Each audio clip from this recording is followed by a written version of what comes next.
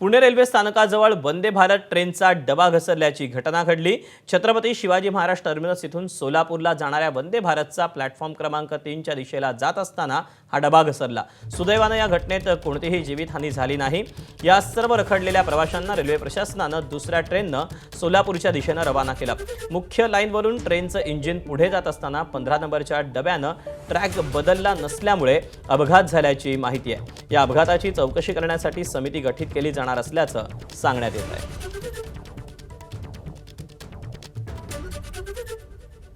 तर काय झालं होतं नक्की? डिरेल झालं। काय मग तुम्ही पुढे का उतरताय? म्हणजे पुढून ते दरवाजा बंद केला आहे।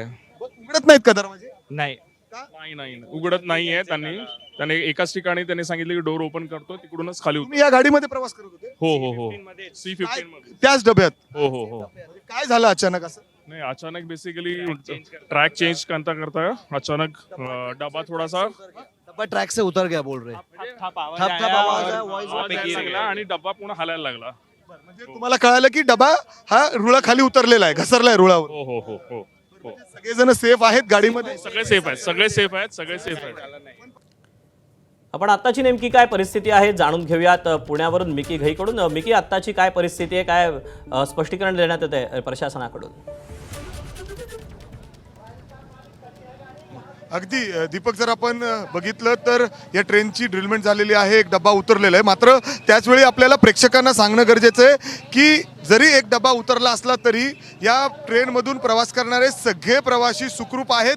त्यांना सगळ्यांना सेफली या ट्रेनमधून उतरून आता एक स्पेशल ट्रेनची व्यवस्था करण्यात आलेली आहे आणि जे प्रवासी या ट्रेनमधून प्रवास करत होते त्या ट्रेनच्या माध्यमातून त्यांना सोलापूरच्या दिशेने पाठवण्यात आलेला आहे। आणि जो डबा रुळावरून उतरलेला आहे त्याचं कारण देखील प्राथमिक कारण समोर आलंय की ट्रेन ट्रॅकवर प्लॅटफॉर्मवर जात असताना ट्रॅक चेंज करताना अचानक हा डबा त्या ट्रॅक चेंजच करू शकला नाही आणि त्यामुळं या ठिकाणी ही ट्रेन घसरलेली आहे। मात्र त्याचवेळी एक तपास समिती देखील या ठिकाणी गठीत केली जाणार आहे, पूर्ण तपास केला जाणार आहे। मात्र आत्ता जर आपण बघितलं तर ही पूर्ण रेल्वेची टीम या ठिकाणी डबा तातडीने चढवण्याचा प्रयत्न करते। का तर ही ट्रेन जी आहे ती अर्धी प्लॅटफॉर्मवर आहे आणि अर्धी मेन लाईनवर आहे, त्यामुळे मागून जे मुंबईहून पुणे आणि इतर दिशेने जाणारे ट्रेन्स आहेत ते त्या ठिकाणी थांबलेले आहेत। जवळपास 1.5 तास आणखीन वेळ लागणार आहे, त्यामुळं बरेच ट्रेनवर याचा परिणाम झालेला आहे। बरेच ट्रेन उशिराने धावत आहेत आणि किमान पुढील 1 तास लागणार आहे असं रेल्वे प्रशासनाकडून या ठिकाणी सांगितलं जातंय।